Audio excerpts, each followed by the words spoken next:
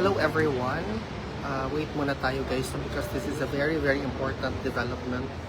Pasensya na po at I'm really able to I was in the moment really in need or felt the need to go live because of this particular development that we are currently being um, faced right now mga kababayan. Hello po sa inyong lahat. Kamusta po kayo? Let's share the live. Let us let people know what we are going to talk about mga kababayan. And because this is very much important not only to us, or to me personally rather, but to us, every Filipinos who are supporting our former President Rodrigo Roa Duterte. Because if we reach 1,000, I'm going to start discussing already what I wanted to talk to everyone. I know today is Monday. There's a manic Monday as I call it because of all the developments which I see negatively phrased or presented before the public today. Talagang sa lahat ng Monday mga kababayan. We have few more individuals. Well, once we reach 1,000, I will continue. I will already discuss elaborately what's happening before the International Criminal Court, where our former President Rodrigo Roa Duterte is currently incarcerated, held inside for almost 6 months now. Okay, we are already reached 1,000 viewers at the moment. So mga kababayan, let me just inform you that there is a recent development with respect to the case of the former president. Apparently, we are waiting for the confirmation of charges hearing, which is scheduled initially on the 23rd of September 2025. And basically, I would like to inform you that there's a decision with respect to the request of the defense to adjourn any proceedings before the ICC because it is associated to the capacity of the former president to go through trial, which was referred, by the way, sinabi na ang former president daw is unfit to stand trial, or in this case the pre-trial phase of the case ng charges hurled against him. The decision of the court actually is a majority decision, 2/3, and there is one dissenting opinion from Judge Maria del Socorro Flores, which I already posted on my page.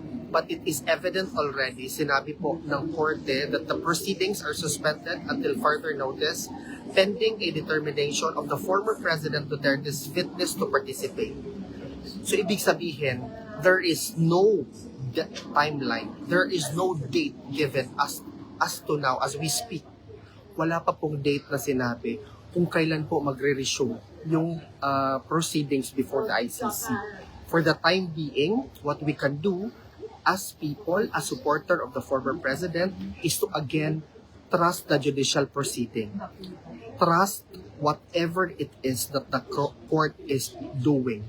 Because basically, this decision of the court favored the former president because the defense already filed this request the 18th of August pa lang mga kababayan.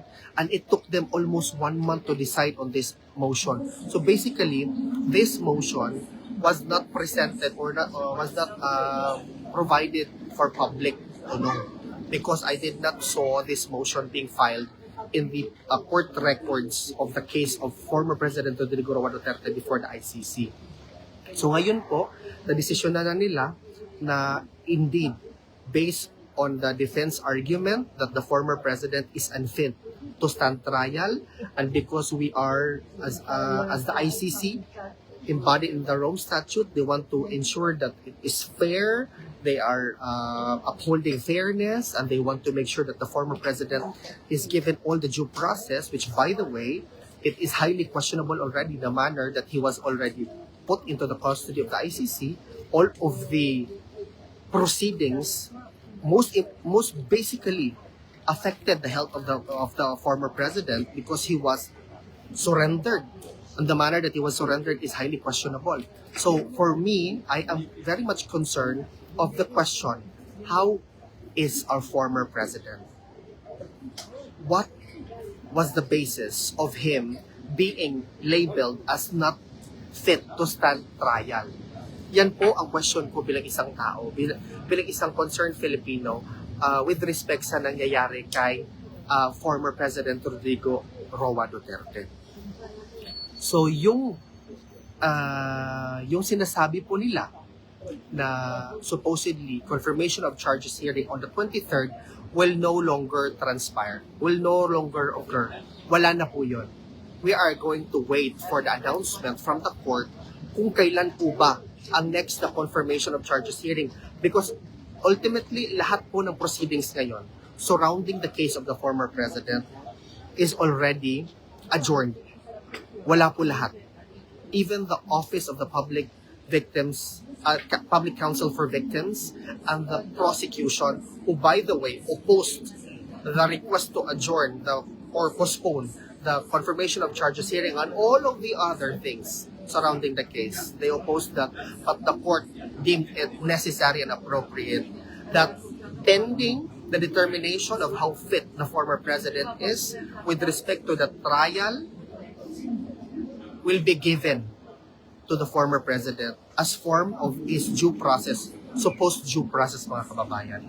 It would be pertinent for us, supporters of the former president, to be very, very much. Perhaps this is God's way of saying the former president needed this for him to be given leeway of the due process na dapat inaccord pa sa kanya from the very beginning. So, this is not a negative development. This is in fact the International Criminal Court according the due process. But bear in mind na meron pa pong mga pending motions. The request to the appeals chamber to disqualify the chief prosecutor Karim Khan, which by the way faces two cases of sexual misconduct, filed complaints against him. He's being prosecuted already with that respect.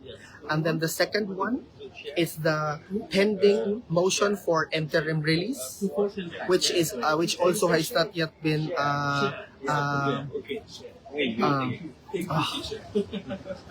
there's also two pending motion. Sorry guys, kasi nasa public area kasi ako guys, kasi maraming tao. So I cannot, sometimes I'm a bit distracted with the commotion, but don't worry. The second is the renewed motion for interim release. It's not yet decided also. So basically ngayon, this pending motion, also the challenge with respect to jurisdiction is also still pending before the court. So meron pang tatlong motion pending before the court, guys. And perhaps with now adjourning the confirmation of charges hearing, they will then hear and look into the pending motion for interim release. So mga kababayan, with respect to the events po that we have prepared from the 22nd to the 26th, we will look into how we are going to proceed dito, no? Because nobody foresaw this coming, because we did not know na meron palang pending motion to adjourn the proceedings circumventing the charges of the former president before the ICC. So sana po, wag po tayo mawala ng pag-asa. Sana po, manalangin pa rin tayo. Sana po, na mabigyan tayo ng linaw sa ating pagmamahal at pagsuporta kay PRRD. Kasi nga po mga kababayan, ang nangyayari ito, nakikita ko po, ito ay isang development or mga hakbang para mabigyan po ng due process ang former president sa mga charges na i-file against him. From the very beginning, dapat po nabigyan siya ng due process pero hindi po siya nabigyan. Kasi po, ang ginawa po is sinurrender po siya sa kustodiya ng ICC. So ngayon po, ang defense through the lead counsel, Attorney Nicholas Kaufman, requested the International Criminal Court, the pre-trial chamber 1, on August 18, 2025, that there should be an adjournment, postponement of all the proceedings, particularly the confirmation of charges hearing. Kasi nga, si PRRD is deemed unfit for trial. So, the argument, basically, because it was already labeled that he's already unfit for trial, is circumventing around the health or the capacity ng ating former president to stand trial. And in this case, the pre-trial phase pa lang po ito. Again, mga kababayan, sana wag po natin kalimutan kung ano ang ating ipinaglalaban. Dapat po ilagay natin sa ating puso at isipan na ang former president ay lumalaban pa rin. Wag na wag po natin siyang bitiwan, wag na wag po natin siyang sukuan, at wag na wag po tayong magalit kay Attorney Nicholas Kaufman. Alam niyo ba bakit? Kasi alam niya kung ano ang dapat na mangyari o dapat gawin para sa benefit ng former President Rodrigo Roa Duterte. So, wag na wag po ninyong kalimutan ito. Alam ko po, marami sa atin ang nalulungkot kasi nilook forward na natin yung September 23 confirmation of charges hearing. Pero wag po tayong mapaghinaan ng loob. Kasi ako po ay nananalig at naniniwala pa rin sa proseso ng justice before the ICC, sa proseso na kinakaharap ng former president, at ako ay naniniwala pa rin na ang former President Rodrigo Roa Duterte ay magiging victorious sa laban na ito. Kasi po, let us not forget, he only did everything for his country and his compatriots or mga mamamayang Pilipino. Hindi po siya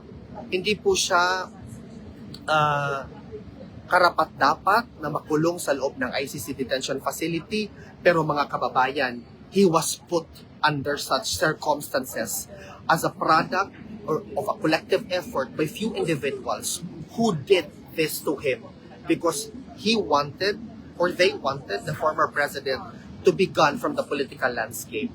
So yan po ang aking gustong sabihin or i-discuss sa inyo kasi importante po ito sa akin at sana po importante din po ito sa inyo. Kung meron po kayong mga katanungan, pwede po kayong mag-comment, i-share po natin ito para maliwanagan po ang ating mga kababayan kung ano po yung ginagawa natin dito mismo sa ipinaglalaban nating pagsupport at pagmamahal kay PRRD. Let us trust the judicial process. Let us respect the judges. Let us respect the defense and let us respect the prosecution. So, yun lang po ang aking masasabi mga kababayan. And magkita-kita po tayo soon. Ito po si Alvin nagsasabing lahat po ng ating ginagawa ay para sa Diyos, para sa bayan, para sa future ng ating bansa, at para sa bawat pamilyang Pilipino. Maraming salamat po sa inyong panunood. Hanggang sa muli po nating pagkikita.